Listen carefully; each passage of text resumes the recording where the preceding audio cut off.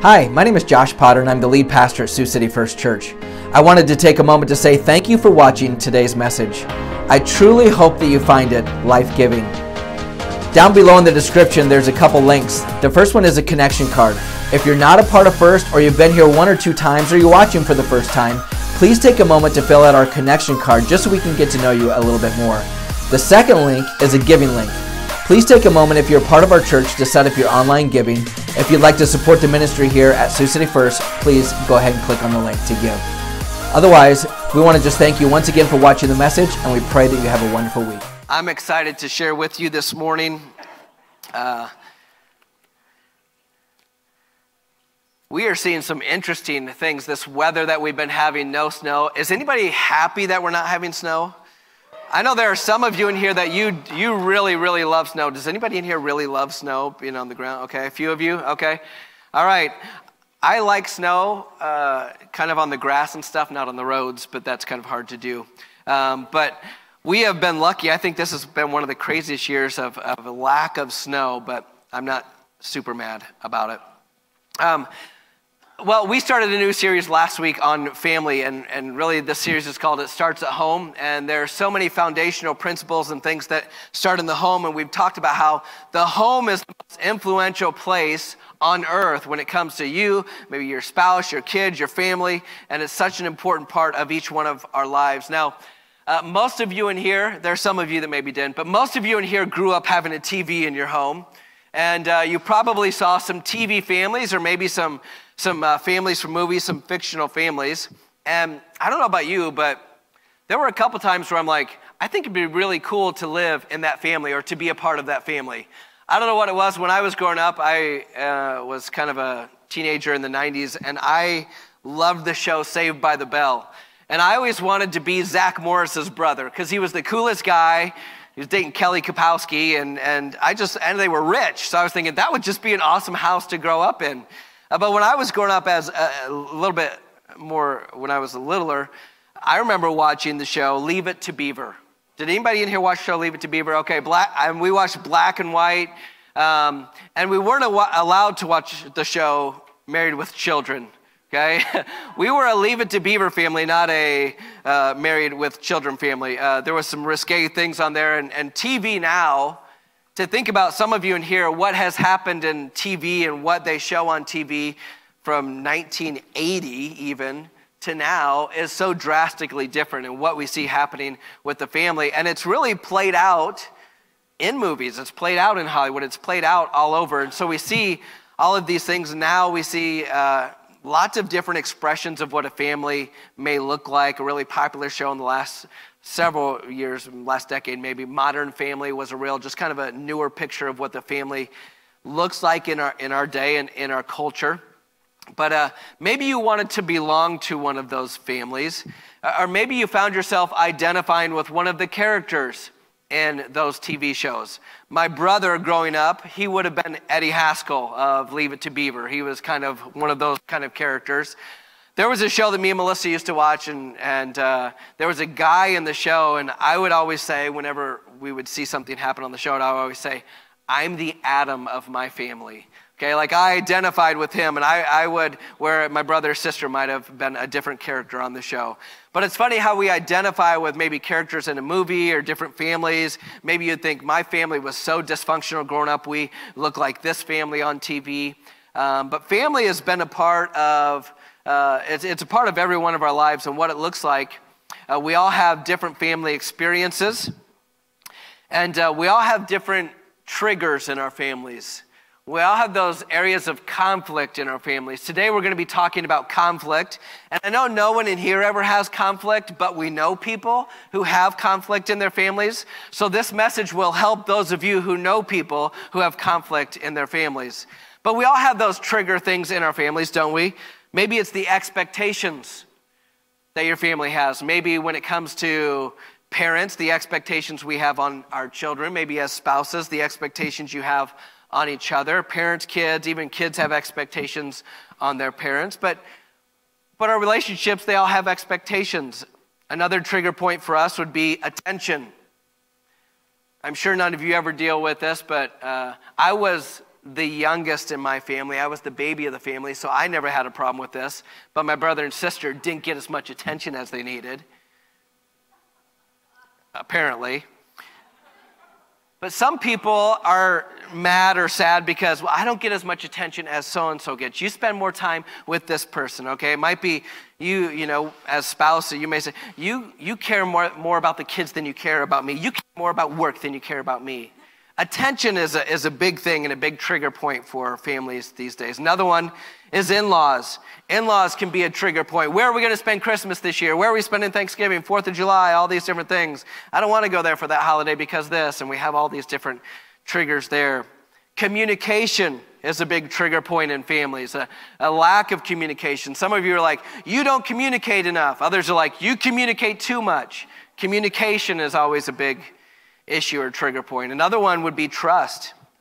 Trust is an issue between maybe couples or maybe your children. Maybe they've done something where they didn't feel like your parents couldn't trust you with something. I remember, once again, I was the youngest and I was the favorite in my family, and so my parents trusted me. I felt like they trusted me more than they did my brother and sister. But trust can be a big trigger point in family. Another big trigger point in family is money. Money can be an issue, whether it be with a husband or a wife, or with parents, or with kids. The finances can be a big issue at home, and all of us have to deal with that. All of us have financial situations happening. You know, well, you're spending mine, that's my money, and I made that money, and that's my spending money, and all those different things that can happen within our family. I'm going to share a couple quick thoughts with you before we jump into the scripture, and the first thought is this. The climate of our relationships, talking about conflict, the climate of your relationships improves when conflict is resolved, not ignored.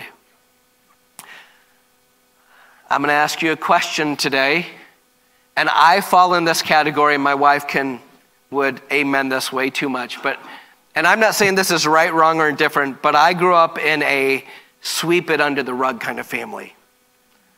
I grew up in a home where it's like, let's just pretend that nothing happened. Everything's okay, and we're just going to go on about our days. And like I said, all of us grew up in very different families. And so my parents, if you met my parents ever, my parents are very non-confrontational. They don't like to deal with conflict. They would rather just pretend it doesn't happen or just not worry about it, okay? It skipped a generation on my sister. And then from then on, it trickled down a little bit to us. My sister has no problem with conflict or handling conflict. And there are other people who they grew up in a home where conflict was so a part of their growing up, where conflict is just natural to them. They actually thrive in conflict. They create conflict because they feel like that's just part of what it's supposed to be at home. Another thought is this: when conflict is handled in a healthy way, conflict is actually a relationship builder. When we have conflict in our lives, and here's the reality, every one of us has conflict, okay? If you are married, if you have kids, if you have family, if you have a mom and dad or brother or sister, if you have any of these people, all of us have conflict in our lives. But when we handle it in the right way and in the best way possible, it can actually help strengthen our relationship. It can deepen our relationship.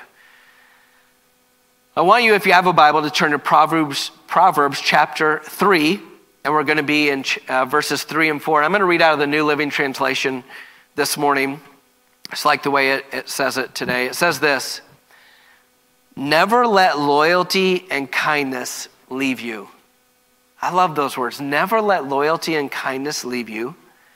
Tie them around your neck like a necklace. Tie them around your neck as a reminder.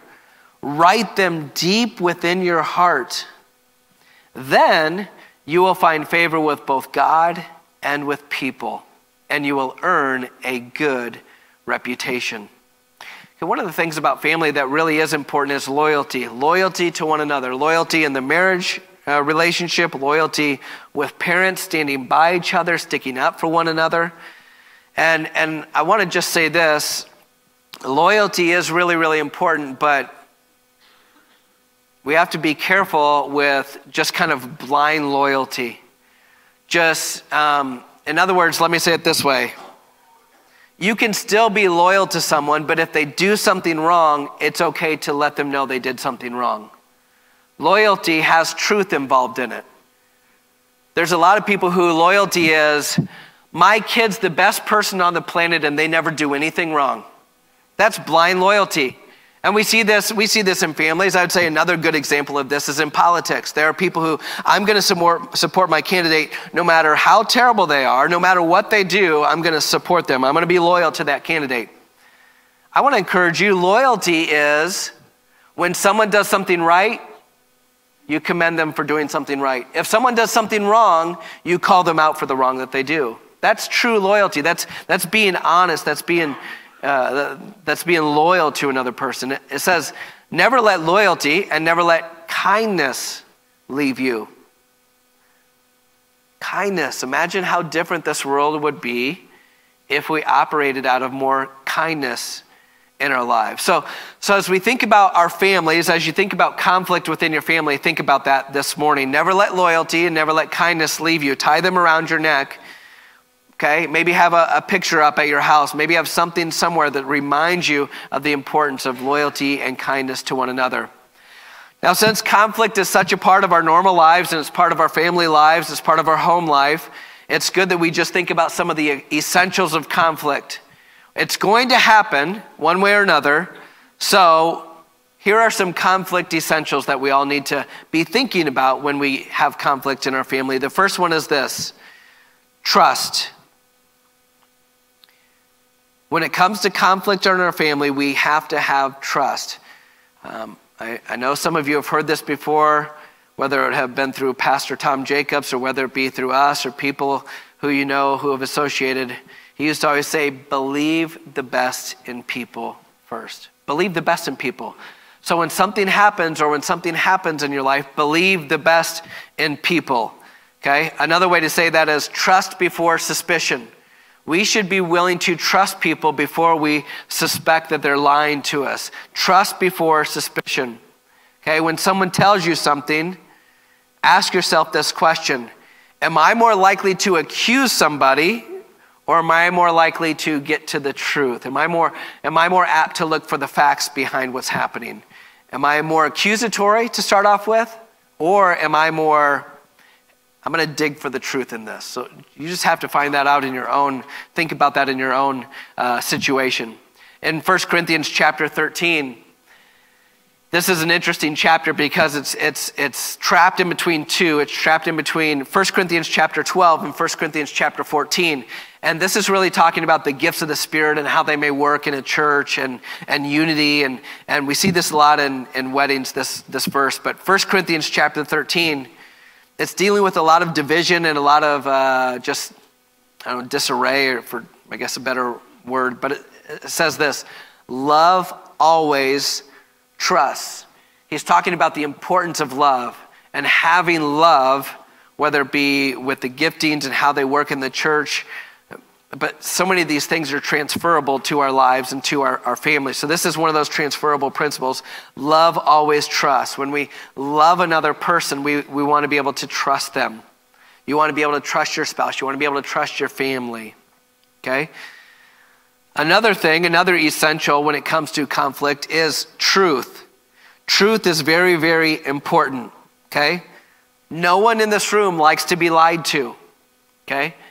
And a lot of conflict that happens in our families happens, why? Because someone lies about something. If you have a Bible, look at Ephesians chapter 4, verse 15. You can look at the screen as well. Ephesians chapter 4, verse number 15. Once again, it says, instead, speaking the truth in love, we will grow to become, in every respect, mature of him who is the head, that is Christ.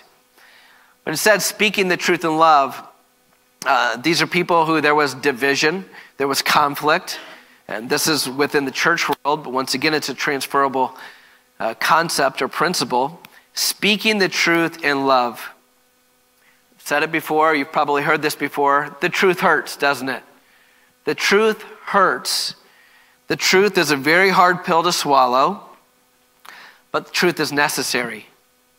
And when it comes to truth, we may tell people the truth, and the truth, how we tell people the truth really can be impactful on how people take the truth. If you go talk to someone and you just blast them and you say, well, it's the truth, you may be right. It may be factually true. But the way that you say it is really, really important. And so that's why he says truth, speaking the truth in love. I heard this a long time ago, and I just feel like it's a great statement. It's that the truth has no agenda. When something's true, it's true. It's true in America. It's true in China. It's true. It doesn't matter if a certain politician says it on one side or the other. The truth is truth no matter what. Truth is essential when it comes to conflict. We should want to get to the truth, okay? Another one, which I kind of just alluded to, is this tone. Tone is very important when you have conflict in the home.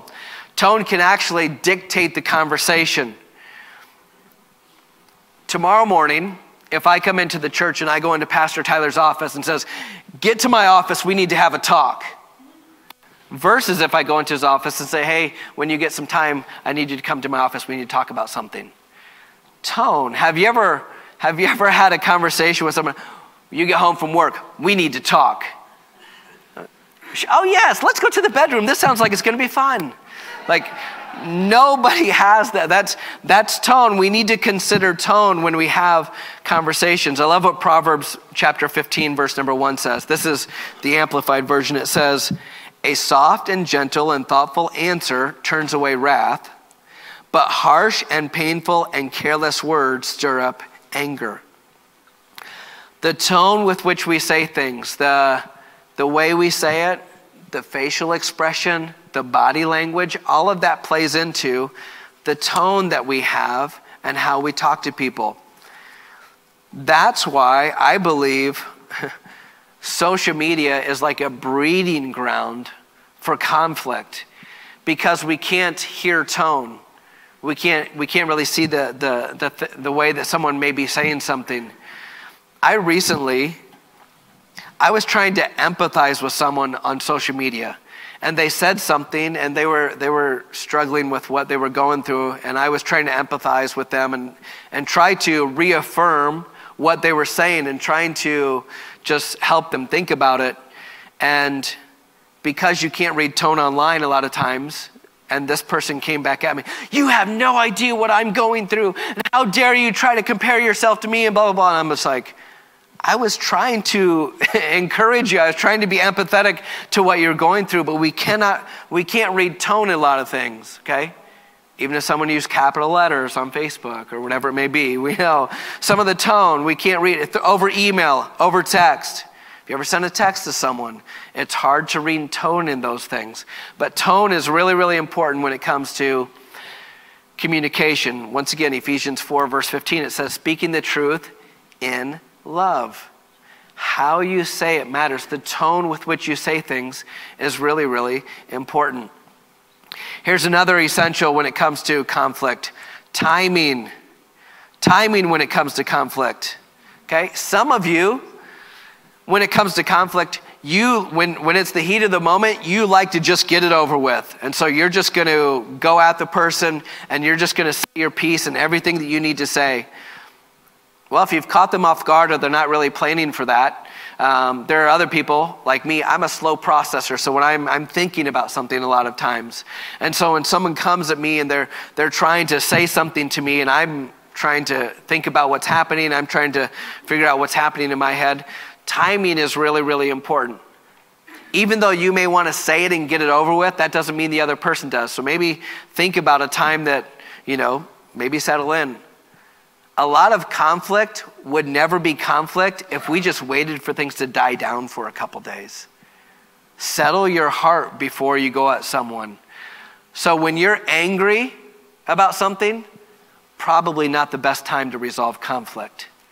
Okay, just step back and, okay, why does this make me so angry? Why am I so angry?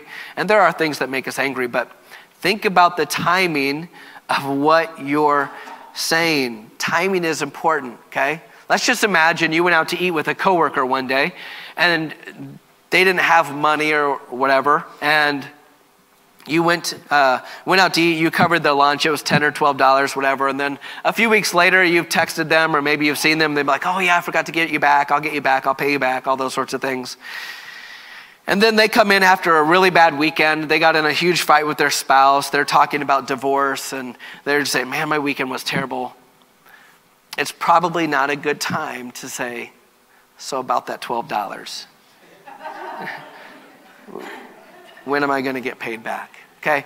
Timing of things is really, really important. Okay? Here's just, I think, some good wisdom. Right before bed is not a good time for conflict. If you're mad about something, probably don't wait until you both lay down in bed and say, oh, hey, remember what happened earlier? We need to talk about that. It's just never a conflict before bed, or even, and conflict, or even sometimes even like some family challenges you may be experiencing. You may be just going through something as a family and it gets brought up before bed. And it's just, so once again, just in our conversations, we need to think about timing. Okay, so those are just some of the essential, some things we need to be thinking about when conflict happens, because it's going to happen. Here's another one that I think is really, really important. There are some things in your life, there are problems that need to be resolved, and then there are conflicts and tensions that you just have to manage. Some things can be done and over with, and other things, they're just a part of life now. Okay? So we'll call the resolving conflict or managing some of the tensions in life. I remember several years ago, ministry leadership, Tom Jacobs, as a superintendent, used to always say that. Say there's a big difference between resolving conflict and managing the tension. So here's a couple of thoughts when it comes to managing conflict, resolving conflict or managing the tensions of life that are just going to be there, okay? Here's the first thing.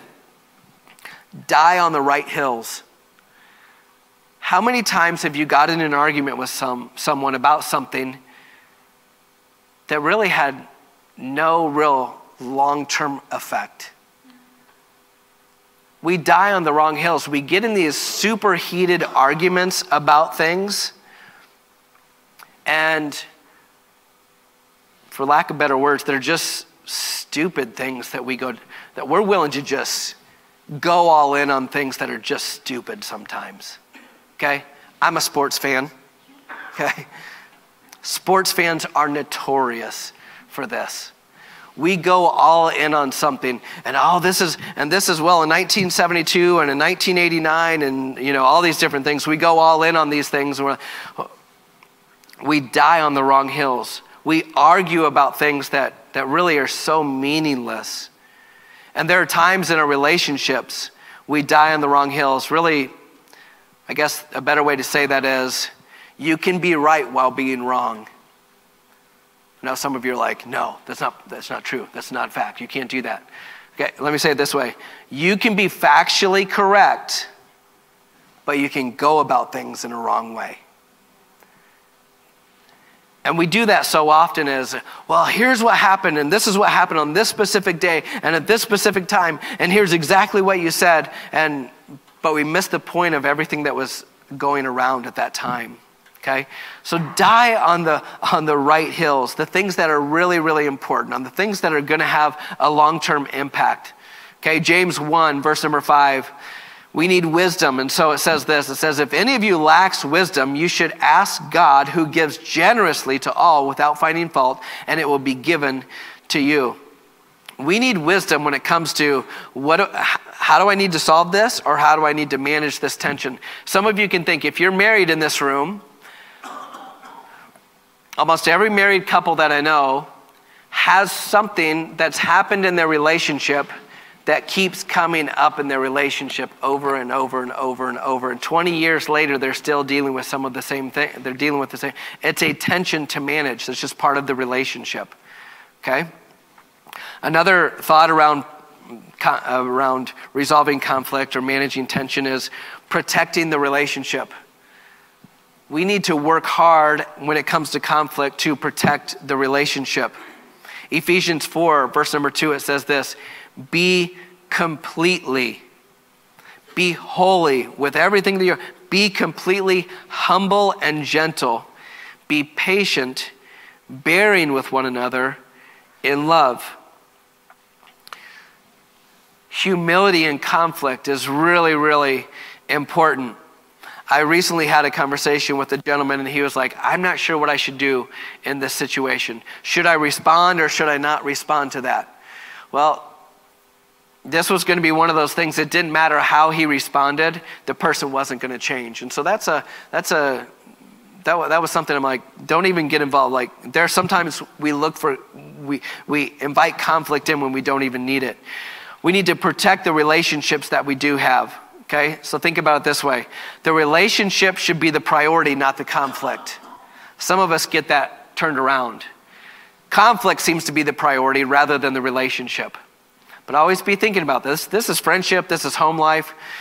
Relationship should be the priority, not the conflict. So many of us focus on what we disagree on rather than what we have in common. And so think about the relationship and how you do that. So I think about it this way. I have family members that I disagree with on things. And I can always fight and argue with them about those things.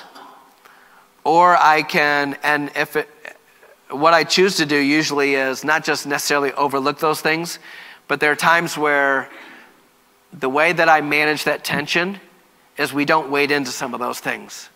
When I'm around them, they're, just another easy thing. There are some people in your family you shouldn't have political discussions with. It's not going to go anywhere in a healthy way, okay? You just have to understand. So protect the relationship. I care more about you than who you voted for last election. Okay? And yes, who people vote for is important. But relationship is more important than the conflict that you may have with them. So here's a good thing for you to be thinking about. Are you a person who you ask more questions or you make more statements? Think about that. When it comes to some of the conflict that you have, are you a person who asks more questions? Hey, why did you get there? Why do you believe that? That doesn't make any sense to me. Or, how did you come to that conclusion? Or why do you believe that that is true? Rather than, here's what I believe and it's right. A lot of people are just, and this is true, I think, of the Christian culture, is we make more statements because maybe the Bible says something and it is true. We tend to make more statements than ask more questions. So I want you to think about it this way. Think more like a chaplain than an evangelist. So here's what I mean by that. When I was a chaplain for hospice, and when I had patients who maybe were of a different faith, my job wasn't to make them a Christian or to share my Christian faith with them. My job as a chaplain was to help point them toward their faith. And I know for some people that creates a little bit of a tension, but what happened actually was that it allowed me to have conversations with several different people, whether it was the person dying or their family members who were there who have a different faith than I have. And so I could go into the room knowing, hey, my job isn't to convert them, but I can tell them what I believe about heaven and hell. I can tell them as we have dialogue and conversation, but my job was to point them to their faith. So I would have to ask a lot of questions. Why is your faith so important to you? Why do you believe that about your faith? Or how did you come to believe that was true rather than this was true? Okay, so when it comes to, we have to think about in conflict, how do I protect this relationship? These are in no particular order, and this one should probably be first. The next one is pray. When it comes to a problem to resolve, or a conflict to resolve, or a tension to manage, prayer is always really, really important. Discernment. We can never undervalue the importance of prayer. Sometimes you'll be in a disagreement with someone or have conflict with someone, and you need to just stop and pray about it rather than continue the conflict. Just stop in the moment or say, hey, let's pray together. I mean, imagine you're having a conflict and it hasn't gotten completely out of proportion at that point in time if you just stopped and said, hey, let's just stop. Let's just take a moment to pray together. Might be able to resolve some of the problems. In Matthew chapter 5, verse 44, the Sermon on the Mount, Jesus tells people, but I tell you, love your enemies and pray for those who persecute you. Another translation says, pray for those who mistreat you. Every one of you is going to be mistreated. You've probably been mistreated 5 times already today by somebody. We're going to be mistreated, but we're supposed to pray for those people, especially the people that we're in conflict with. One of the best ways to keep your heart in the right place during conflict is to pray for the person that you are having conflict with. Ephesians 4, it says this, make every effort to keep the unity of the Spirit through the bond of peace. It's going to make every effort. When we see Scripture, one of the things we see Jesus affirm, one of the things we see Paul affirm all throughout the New Testament is unity, bringing people together. Who likes to divide people? It's not Jesus, it's the devil. The devil wants you to be divided. He wants you and your wife to fight all the time. He wants you and your kids to be divided. The devil thrives on those things, whatever he can do to make you fight. So the next time you're fighting with your spouse or with your kids, might be a good thing just to remember, the enemy might be behind what's happening right now. More than likely, there's something spiritual happening. This is one of my favorite verses in Romans chapter 12, verse number 18. It says, if it is possible, as far as it depends on you, live at peace with everyone. There's so much wisdom right there. If it's possible, if there's any way of making it work at all, as long as it depends on you. So much of conflict is us focusing on what the other person has done. And if we can look within ourselves and say, okay, what's my part in this? What's my responsibility? How can I work towards peace in this? So here's a few practical points as we start to wind down this morning. Here's just a few things that I want us to think about as we get ready to leave. The first one is this: trust before suspicion. Believe the best in the other person. It's okay to trust. And if trust is broken with another person, our heart should be, what can I do to repair what's been broken? If trust has been broken with you and a spouse, what can you do to repair that trust? If trust has been broken with you and your children, what can you do to repair that trust? Trust before suspicion. The next one is this: tell the truth. When it comes to family, don't lie to one another. Be honest with one another. Tell the truth. The next one, tone matters. The way you say things, how you come across, the facial expressions you have. Okay? Some of us, some of us need to tell our face that we're not mad all the time. Have you ever met people and they just have a growly look on their face all the time? Okay? Our facial expressions matter, and especially when we're going to talk to someone about something. The tone, our expressions, all that stuff is important. And the last thing is this: timing is everything. Okay? Sometimes we pick fights with our spouses at the wrong times. Sometimes we say things at the wrong times. Okay? This wasn't a spouse issue, but I'll never forget a great guy, a wonderful guy. Right before church one Sunday, church was literally going to start in a minute. There was a minute countdown, and this wasn't here, it was at a former church. And a gentleman caught me at the front door, and he brought up an area of conflict he had. And he's like, I don't think we should be doing this. And he kind of came at me with something right before church started. And I was thinking to myself, he was a great guy and all that stuff. And I was like, timing is important, okay? When your spouse is leaving for work in the morning, that's not a good time to start a fight, okay? Or like I said, right before bed, timing, think about that stuff, okay? Okay, let's work to resolve conflict, not ignore it. Once again, some people, we all handle conflict in different ways. Some of you in here are like, let's get it over and done with, let's yell at each other and be done. Others of you are like, let's pretend it hasn't happened for a week and then we can resolve it. Maybe find some ways to resolve. Hey, I know you don't want to talk about this right now, but by the end of the night, we're going to talk about it. Or by tomorrow, we need to talk about it. Okay? Work to resolve the conflict. I don't know what you found in your marriage or what you found in raising kids. It's never good to pour gas on the fire. Okay? When there's conflict, that's not a good time to just bring up other things and do, like, handle what needs to be handled in that moment. So here's a couple things I want us to be praying about today. Are there any issues that you need to resolve? It could be with a spouse, or it could be with kids, or it could be with your family that you're thinking about. Are there areas that need to be resolved? So here's a couple questions I want us to ask before we leave when we talk about conflict. Here's the first question. Do you need to apologize to anyone? It could be your parent, it could be a spouse, it could be to your children, it could be to an in-law. Is there anyone in your life that you need to apologize to? Something's happened. There's been a breaking, a fracturing in your relationship. And once again, as far as it depends on you, is there an apology that you need to make to help bridge that gap or to help heal that conflict? The next question, do you need to forgive anyone? I think this is one of the bigger questions that we just struggle with in life. Is there someone in your life that you need to forgive? Is there a spouse? Is there a family member that you need to forgive? Unforgiveness is just a relationship killer. I want to encourage you. Here's the biggest excuse that I hear to forgiveness.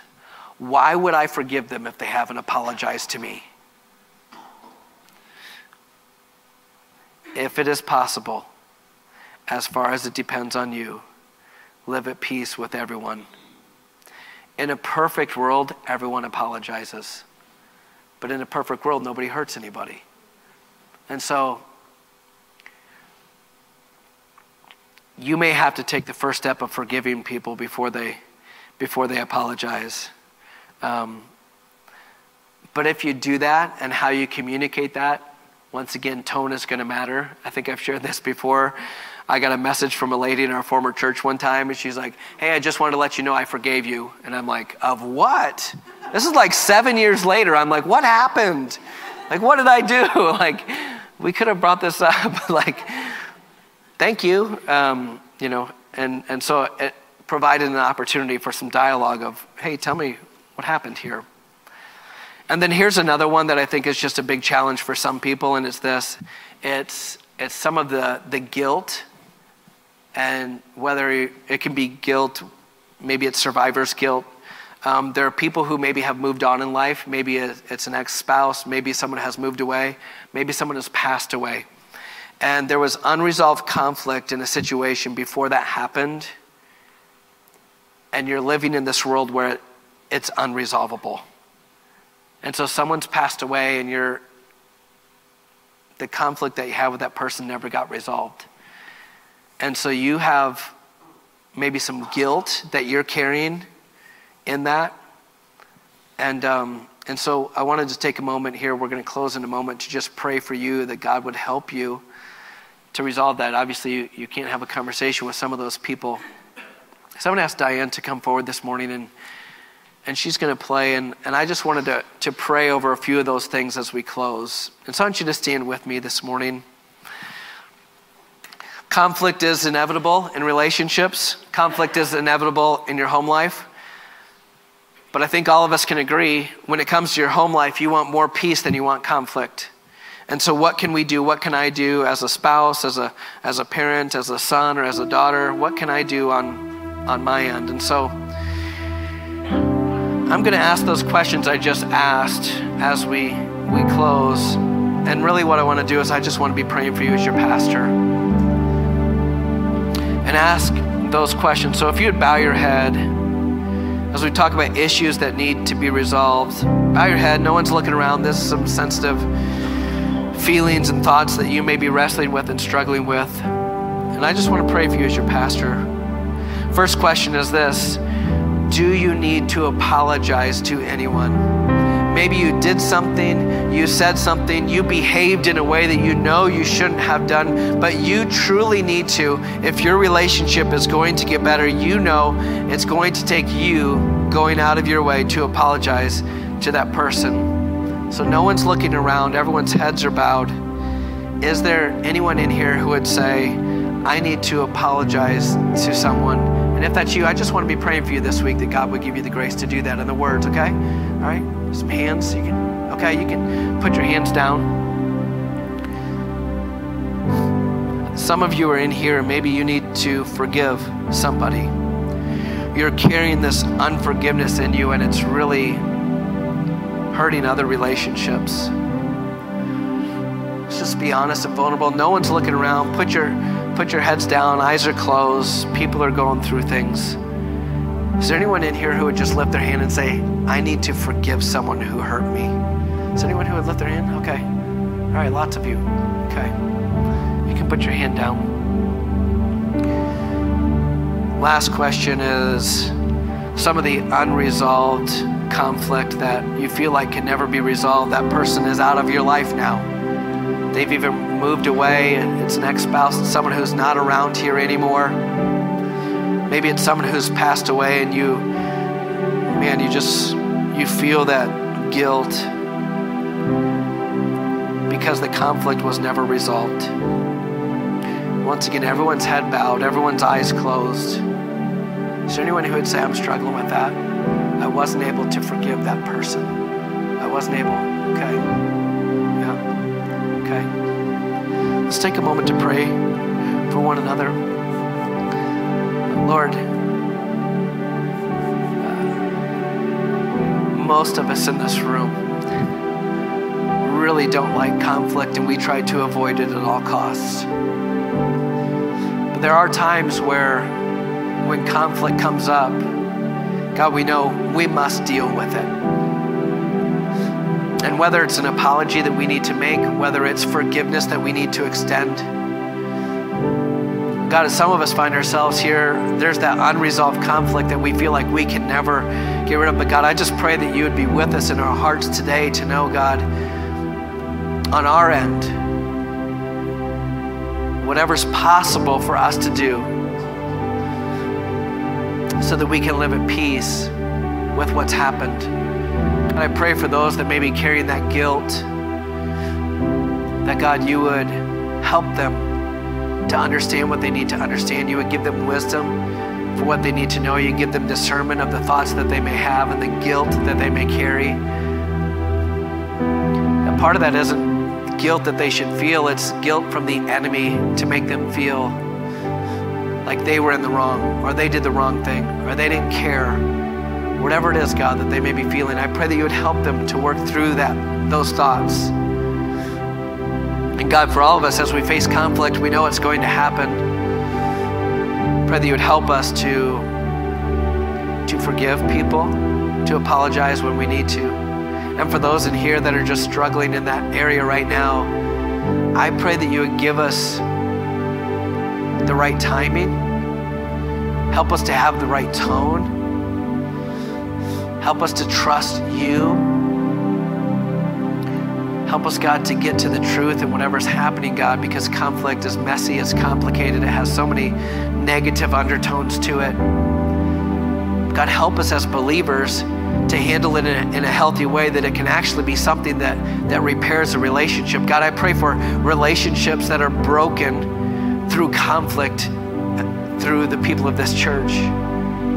I pray that you would restore those relationships.